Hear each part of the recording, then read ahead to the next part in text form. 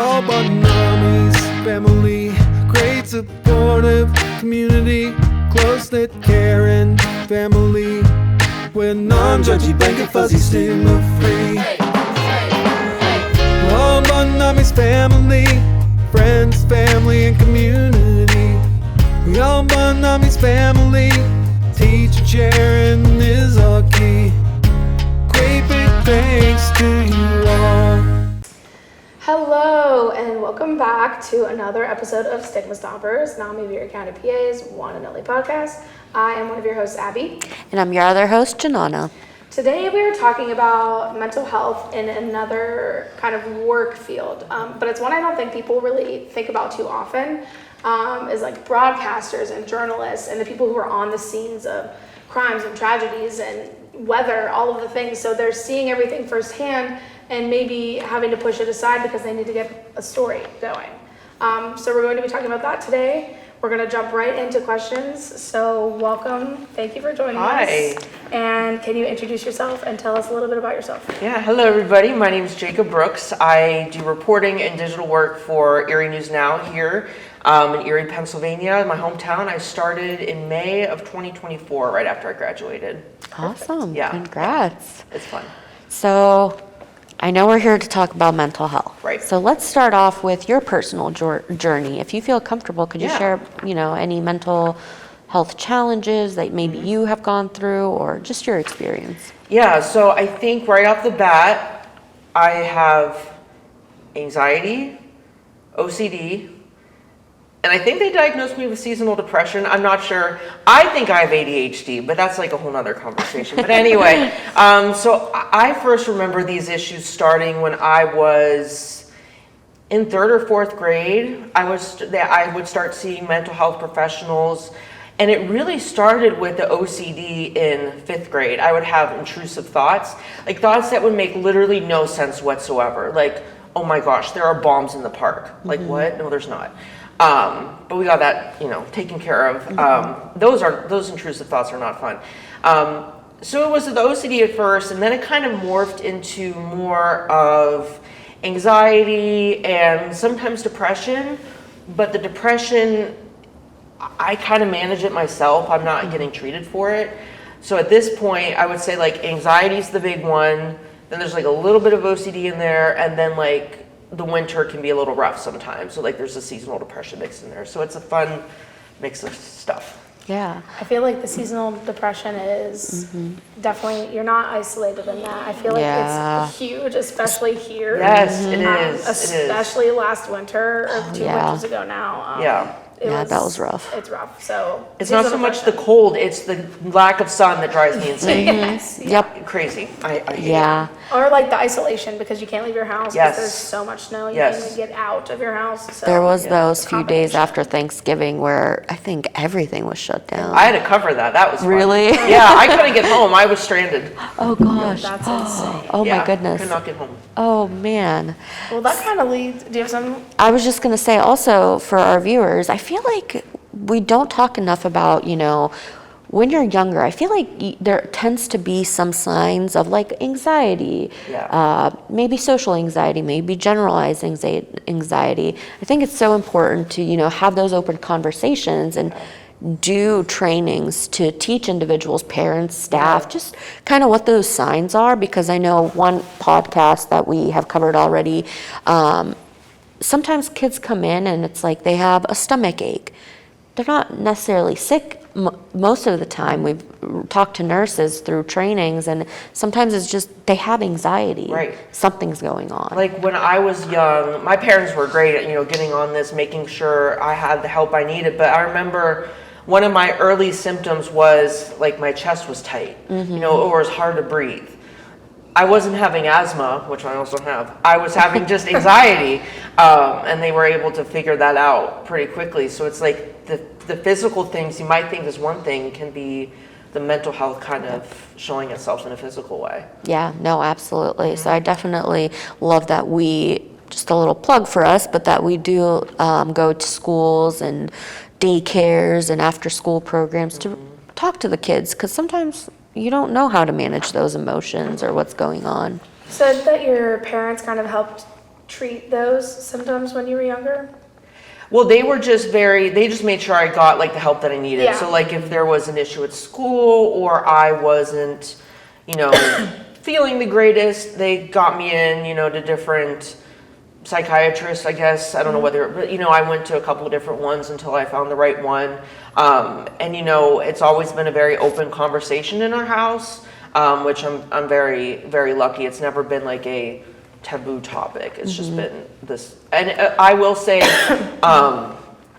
there are some other people in my family that have some mental health issues, similar to what I have. So I don't think it was a surprise when I came along and started having some issues. Yeah. Oh, well, thank you for sharing. I Yeah, appreciate it. Sometimes that can be tough to share. So we do appreciate you joining us and sharing your Yeah, experience. I mean, it is what it is. Like, Yeah. for me, it's not really that big of a deal to.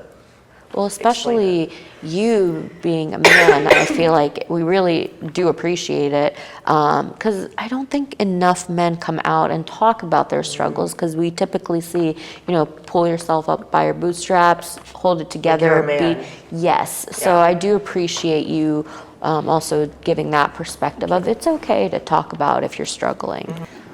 Sort of leading into my next question. Was there a moment in your career so far where you kind of realized the importance of prioritizing your mental health? I don't know if it was more of a specific moment because it's something I've always done. I think if there were to be a moment, it would be, at least when I first started, I was like, I got to do everything all the time. I got to be the best employee ever because I'm brand new. And I think what happened was I would overwork myself and then just like burn out. And then I'll be like burn, and like I just didn't care. And I just wasn't very happy doing that. So I had to learn to kind of take a step back. Like you don't have to be on all the time. You're a human, you're not a robot. They are not expecting the world of you. Just Right. Keep pushing yourself, be a good employee, but you don't have to break your back. Yeah. And that's something that I was doing. So I've gotten better at finding the balance between, pushing myself at work, but also not losing it because I'm going too far, if that makes sense. No, absolutely. I feel like especially individuals with like OCD, anxiety, or just being a fresh graduate, you want to make sure everything's perfect, everything's done, you're outperforming yourself. So you typically get burnt out is the case. It's like you have to do this, and if you don't, they'd be more likely to get rid of you if they had to. Things that make no sense when you think back. Yep. No, I completely get that. So how has your perspective on mental health changed over the years, both personally and professionally? Well, I don't really remember much from my younger days.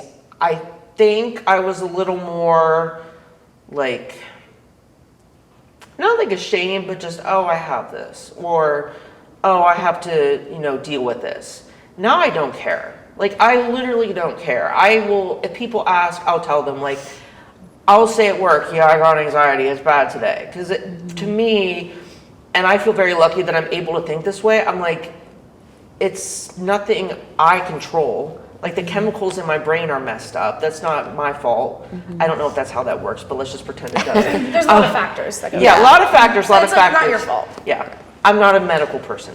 But anyway, so I'm personally like, it is what it is. I'm not very like ashamed of it or anything. I'm like, I'm just comfortable being open about it because to me it's not that big of a deal. Have you seen a difference when, you were more kind of ashamed or kind of held it to yourself, you didn't want to tell people, compared to now being so open and letting people know, I have anxiety? Have you seen a difference in that? It's actually a good way to kind of bring some humor to the day. So you can be like, I feel like crap today, or like my anxiety's killing me or whatever. And, people can kind of relate to that. So if anything, it kind of, lightens the mood. It makes people be able to connect to you, so I haven't had really any bad reactions. People are just kind of laugh along, we're all struggling together. We really are. No, absolutely. So, kind of moving into the journalism part, you do reporting, digital reporting. Yep. So, you're often one of the first people like on a scene of a difficult or tragic event, even.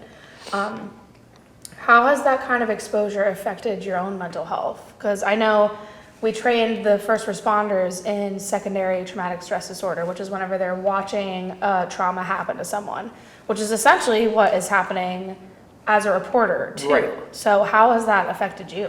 I think it's to a lesser degree, just personally. You manage, I don't have any lasting trauma or anything. I mean, there are things that stick with you. It's just kind of weird in the moment where something I've had to kind of deal with and accept is that when I'm at like a fire or a car accident or something, I'm not there to necessarily help, right? Like I see the first responders and I'm like, I'm just standing here with the camera. Like, what am I doing? Like, who does this benefit? But I'm like, it's your job. You are doing your job. Just stay back, stay out of their way, and just, like, I kind of have to accept that. Like, I'm not going to go help the person. I can't. And so I just have to, accept that this is my job. This is what I have to do. And just be sensible about it and respectful about it. Yeah, Definitely. that has to be tough. It can be. It's more weird than anything. I remember this was about a month or two after I started. I was coming home from work and there was a motorcycle accident on the highway on the other side. And I don't remember what happened, but this motorcyclist was killed. So I called work. I said, hey, I can get video on my phone. I'm here. So I went on an overpass above the highway, which any future reporters don't do that. That was not, the police were like, please get off. But anyway, and it was just so weird because I saw his body. They took off the blanket to get the pictures and there he is staring at me. Oh gosh. He's on the highway and the highway the side where it happened is closed. There's traffic everywhere. The police are interviewing people. I can hear them talking. The other side is just everyone's going so slow. And I remember feeling like I was in kind of like a time warp. Like the world had stopped in that area. And I'm standing above the highway and there's like no noise. And there's a man who was just riding his motorcycle and he is dead. And I don't know if his family knows yet. And it was a Friday. I was going out with friends from work that night. So I just got my video, sent it into the station. You have to be careful not to put the guy in it. And then I went home and went out to the bar. And I was like, you can just drop in and leave. Like, my life is fine. His life is over. That is just a weird thing to think about. Yeah. But it's something I feel like I've gotten more used to. It's nothing that upsets me, it's just weird. Yeah. I feel like that would be so hard to transition to, like, your whole job is reporting on, like, someone's worst day. Right. I can't imagine what that's like. Like, I remember in the September of 24, there was I think 4-year-old, this little kid who was killed in a house fire.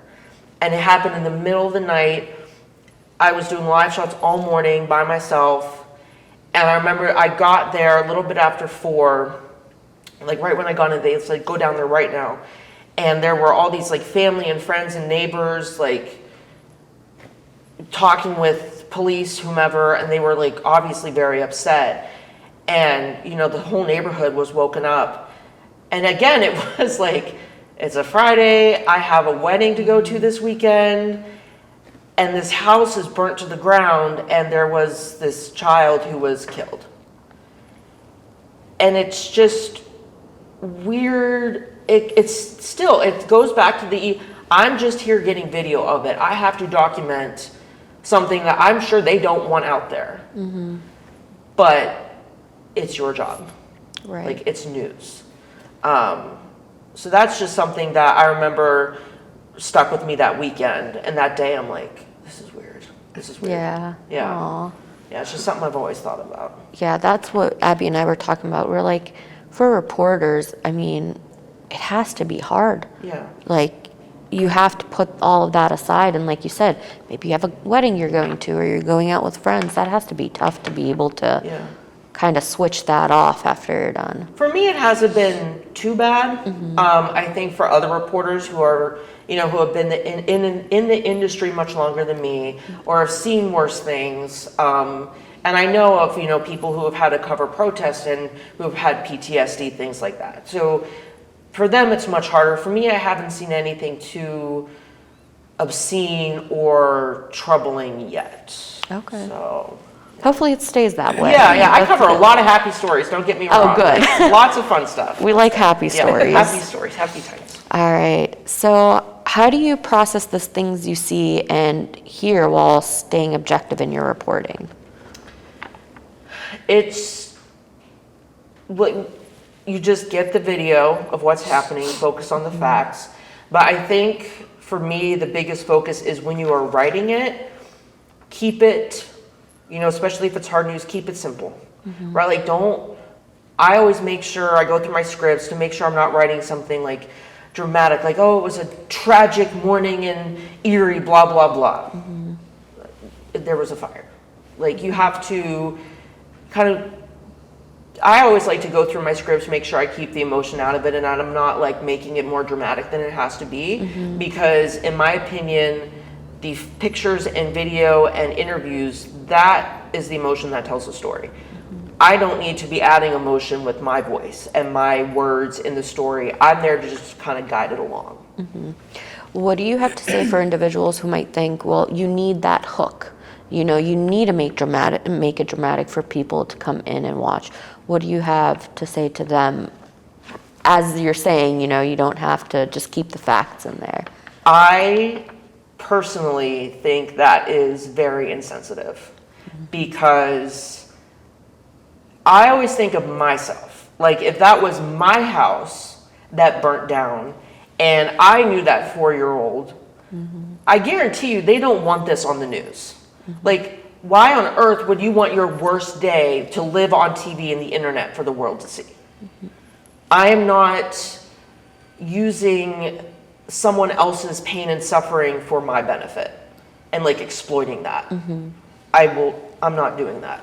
I love that. Yeah. That's just, I don't do that. I don't do that. That was my initial thought too. Like, these aren't fictional characters. Just because you don't know them doesn't mean they're not real people. Yeah. They're literal, real human beings experiencing the worst thing ever. Yeah. Like, they lost all their belongings, or they lost their child, or like what have you. Like, it's not a story. It's real. Yeah, and I think it's one thing to see it on TV, but when you're there and actually covering it, and talking to all these people and seeing all these, because a lot of the stuff you record and interviews, that doesn't make it into the final story. There's a lot more that you see, that I see, that does not make it on the news. That I think affects you more personally because you were there and you can see it and you can hear it. You experience more of that emotion. Yeah. No, that's I've seen on understandable. the internet with like journalists covering some severe stories, like if they're in an active war zone or like in the middle of like some kind of natural disaster weather-wise, and they're actively reporting on something that's happening as we speak. I feel like a lot of the times they're just letting their emotions out because you can't really hide your emotions if you're reporting on an active war zone. So I feel like watching those back reminds me like, oh yeah, they're like not just doing this for fun. Like, this is their job and this is actually happening to someone. Yeah. So I feel like to the people who think it needs to be dramatic, I just wish that they would go watch those stories and keep in mind like this isn't for fun. And emotion's okay. Like, when you write these stories, you have to, change the way you write a little bit, change your voice so it's a little more somber. And, reporters are humans too. So when you see them being emotional, it's because they're not a robot. Exactly. It's just as long as you don't make it more than it has to be. Yeah, Yeah. absolutely. Let's see. Kind of moving back to your mental health and tying the two together. What kind of strategies or practices have you developed to kind of cope with either the stress or maybe like any kind of trauma that can come with the work that you do? I've gotten pretty good at compartmentalizing work and not letting it spill into my personal life. Who cares? I delete my email on the weekend. Like I delete the app entirely because I mean, if they need to contact me, they have my number. They can call me, and they've done that. I will not check email on the weekend at all because then you think about work. I also don't like to watch a lot of news when I'm at home because now I can't just watch it as a viewer. I'm watching it as oh, they did the story like this, or oh, did they did the story like that? Oh, I could do something like that, so it just brings me back into work. So I don't watch it as much as I used to. And also it's like, I've been in news all day. I just want to like decompress and watch like mind-rotting TV. And also just, if you don't have a good day, it's not the end of the world. Everyone has bad days at work. You're not going to be able to give 100% every day, but you can come back and try again tomorrow. And it's not the end of the world if you have a day. I love that because I feel like those all can relate to every job. Yeah, you just got to kind of give up a bit, just a little bit. That's what I did. Yeah. Like, I'm done. Is what it is. Yeah. And heavy on the don't check your email if you're not at work. Yeah. Yeah. If I'm gone, I'm gone. Yeah, like I put it on do not disturb during the week, and then on the weekend I just delete it entirely. Because if there's something that urgent, they have other ways of getting in contact with me. And email isn't the primary way we communicate during those situations anyway, so it's fine. But I'm just so tempted to check. So I'm like, oh, what if something's going on? Or da-da-da-da-da. Yeah. No. Yeah. That's definitely better for you. And sustainable long term. Yeah. Exactly. So to get to that point, have you ever had a situation where, that you had some trouble separating work from life? Oh, yeah. Can you share a little more on that and how you found that balance? Well, it was the checking emails outside of work. It was, you're always going to think about work, but like trying to plan out as much of the week as possible, or pre-writing a story, or, you have to do some prep work at home. So you when you're pitching stories, you're not coming in like, I don't know what's going on. But I think I would even try and set up interviews at home. I'm like, no. Yeah. Like, it's not that urgent. And it's like, you also don't know if that's something they're going to want you to cover. So I'm like, they might have something like, hey, we need you to cover this. And if you already have something set up, it's like, well. So it was just kind of bleeding into my personal, it still does, but it's at a level I'm okay with. Yeah. I think that people tend to usually have that problem where they take work home, or whatever's happening at work, they take it home, or vice versa. If they have something at home, they take it to work, and it definitely gets tricky. Yeah, it's something you learn. Yeah. Yeah. Awesome. Do you feel like there's enough mental health resources for journalists and other high stress professions? I can't speak to every company and every workplace, but I know that in past situations at work, they brought in mental health people, not when I was there, but when there were other things. And I know other companies have it as like mental health coverage as part of their health insurance and stuff like that. So I feel like it's a much more open conversation than it used to be. I'm not really sure about resources, because the resources that I use, I found myself. So I'm not using anything through work, but I know companies are more willing to pay for mental health stuff. It's much more like okay now than it was even just a few years ago, because they realize that journalism and other high stress jobs, it's hard, and they want to keep their employees happy and with them. They don't want them to burn out and leave. Yeah, absolutely. Which kind of leads me into the next situation. Have you felt stigma around talking about your mental health as a journalist? No. I mean, this is the most I've talked about it publicly. But like I said, I don't really care. If you have a problem with it, I don't need you in my life. That's how I look at it. Like, if you are going to like, oh, he has anxiety. Okay, well, I don't want to know you. I don't want to be friends with you. So like, I would much rather know that now. I'm going to cut you off and we're going to be done. Yeah. So that's how I look at it. Like, if you don't like it, too bad, I'm out. No, and like I said earlier, we truly do appreciate you being here and talking about what you're going through. Yep. Yeah. It's nothing different than a physical condition. Yes. It's just that you can't see it, so people are like, I don't know how to, you know, it's more touchy. No, absolutely. To your point, I think it might have been Heather at work. She always mentions, you know, if someone is going through a tough time, someone had surgery or breaks an arm or something, you go over to their house with some food to comfort them. But if someone's struggling with their mental health, it's like you don't know what to do. Right. You feel awkward. You're like, what do I say? What do I do? Do I bring them food? Do I not? Like, Oh it yeah, definitely. and it is still, you know, awkward for me. You know, you see people at work and like they're all in one mood the next day, and then they're kind of more quiet towards you the next day. I'm like, what did I do? But I have to think to myself, I have those days too. Yeah. They're probably just having one of those days where something's off. They're just not feeling it. Yep. You have to learn from experience. Yeah. Yeah, no, absolutely.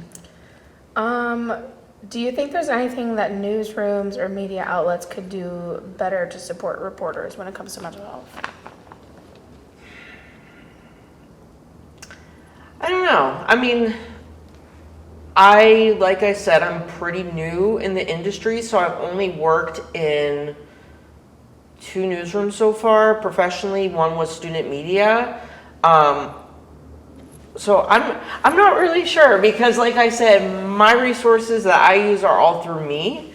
But I know at work, I know in terms of like safety, they're very big on that. So like if I were to be in a stressful situation, they make it very clear. Our bosses are like, if you want to leave, just leave. We don't care. Like, get out. So I really appreciate, like, for protests and stuff like that. I haven't covered a protest, I don't think.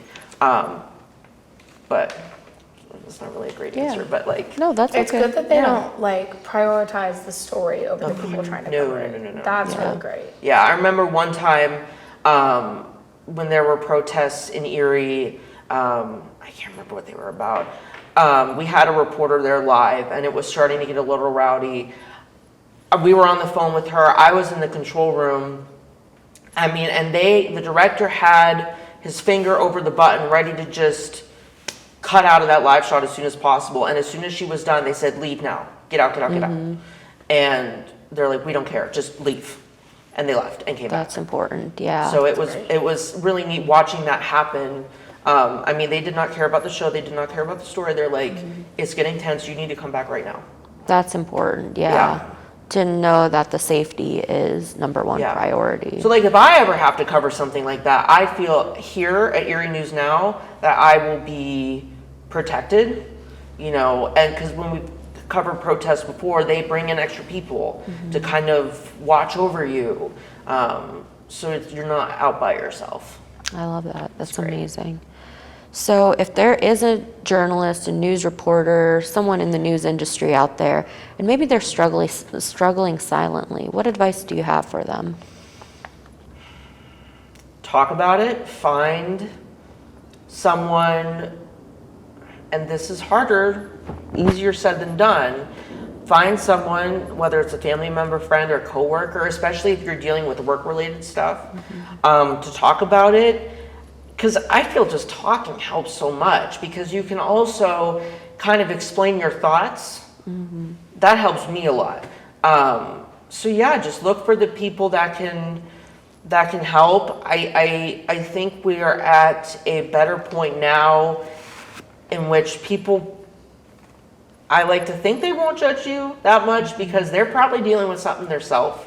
So that I feel like hopefully you can find someone that has some empathy and be like, I don't have what you're dealing with, but I understand it. I want to help. Yeah, So that would be my advice. And then if it gets to the point where you're really struggling, I would say definitely talk to your managers. Like, yeah, it's kind of a weird conversation, but they also need to know that this is what's going on, because they can't help you if they don't know what's happening.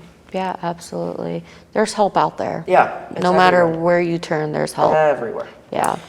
If you're, so, not like on our paper, but I have a question. If you're working in a newsroom or for a station, and normally you're going out to like cover the stories, are they able to like move you for a little bit so that you could be like back at the station doing the behind the scenes work rather than off on the camera, so that you can like decompress for a little bit, or how does that work? I mean, they probably could. I mean, I've never been in that situation or seen anyone be in that situation. I mean, reporters are pretty tough people. Yeah. And a lot of times it's like we kind of like covering the harder stories. Yeah, that's also Not, we don't like that they're happening. but Right. it's- I know what you mean. Yeah. Yeah. I haven't seen that happen, but I'm sure if someone saw someone really traumatic, that would be something that they would be open to, because there's always help and work that needs done. Yeah. So what helps you keep grounded and hopeful in such a demanding profession? I like what I do. It's demanding, but I like it, so that's why I do it. I think there are a lot of different ways you can go with it. Like right now I'm doing more digital stuff, so that's like a whole new realm that I'm very excited to dive into. And it's just, you get to work with people. Like I would lose my mind being in an office all day. Like, don't get me wrong, like we're quiet sometimes, but also we're a loud bunch of people. So like things get said, people, laugh and joke. So it keeps things sane. And then when you have those crazy days and it works out, like the story makes the air, well, I mean, we're cheering. Like there was recently when we were recording, there was a guy who was wanted for allegedly kidnapping his daughter from his ex-wife's house in Missouri. And then we found out that he was coming back up from Pittsburgh and was going to go turn himself in at Mill Creek Police. So me, an intern photographer, were all like stationed outside the police. We missed him coming in. But long story short, we had to like rush back to the station, so we didn't have something to send the video back. And it was like, I had like maybe 10 minutes for us to edit the story, write the story, put it in the show. Oh my gosh. And besides like one little technical blip, it was clean. And I was in the control room, and the producer and I were like, yeah, let's go. I mean, it was like, we were yelling. And it was just like, we did that. We did that. 10 minutes is such a short time. So cool. Wow. Yeah. It It's was amazing. like men watching football is what it was. It was loud. Oh, wow. Yeah. Well, that's good cool. job for, Thank you. doing that. That's Yeah. not Exclusive easy. breaking news. There you go. Yeah. That's so cool. That's so stressful, but Yeah. Oh, it was, So but cool it was at that. so fun. Yeah, I bet. You have talked about how you talk openly about your mental health. How has that kind of impacted relationships with your colleagues or your friends or your audience even? I don't know if it's really affected it in any way, because I've been, open about it. It's just part of my identity, like a little screwy in the head sometimes. Like that's kind of what you get. But isn't everyone a little screwy in the head sometimes? I think I feel like if anything, people appreciate the honesty and the transparency. But it goes back to me. It's just, to me, it's really not that big of a deal, because I grew up in an environment where it was not, and I had the support and what I needed. So to me, it's like, yeah, I have anxiety, big deal. Like, who cares?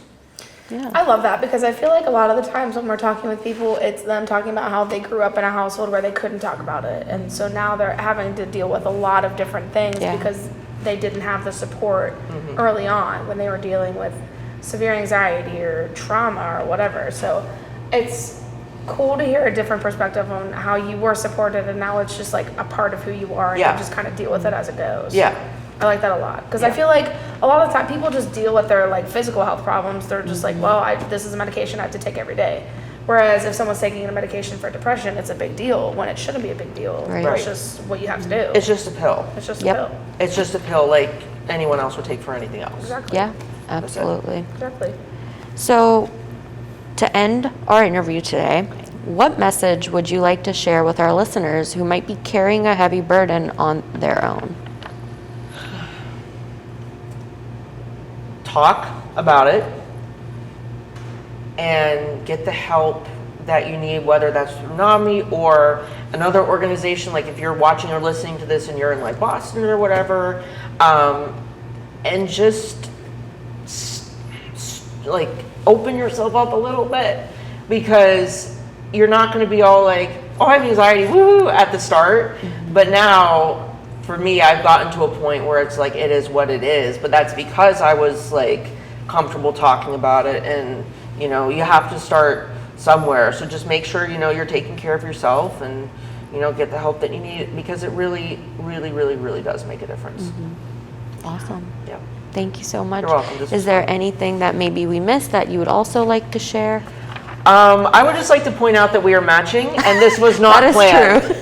Like, and we're matching with Right. a plan. Like, we're all coordinated today. Exactly. And Abby kind of fits in black. Match the furniture. Yeah, Yeah, I have black exactly. shoes on too. There you go. They're so cute. We figured it out. We totally called each other and decided that's to what do we did. this. Yeah, obviously. Yeah. Well, thank you so much, you. This was Jacob. We fun. appreciated your bravery and sharing your story, and hopefully inspiring some of our listeners to get help if Yeah. they need it and talk about what they're going through. Yeah, please keep just talking about it, because I think the more that people are talking about it openly and just making it a normal thing, the more we can get rid of that stigma, and that's the whole point of the podcast. Yeah. So, Right. Exactly. Absolutely. thank you again for joining You're us. so welcome. Thank you everyone at home for watching. Make sure you share it to all your people.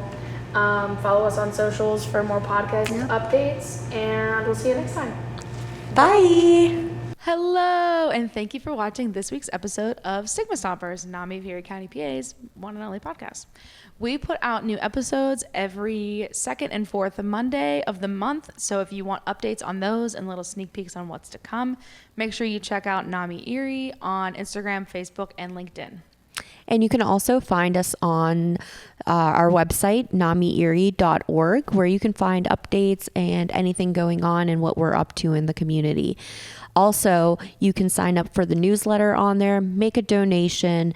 Any proceeds that we receive go back to us to be able to support our community by providing free mental health resources, education, and community events.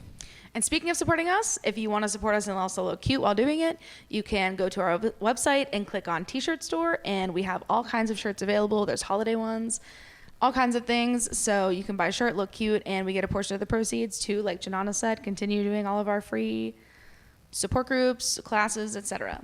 And if you are struggling, please do not hesitate to reach out to us.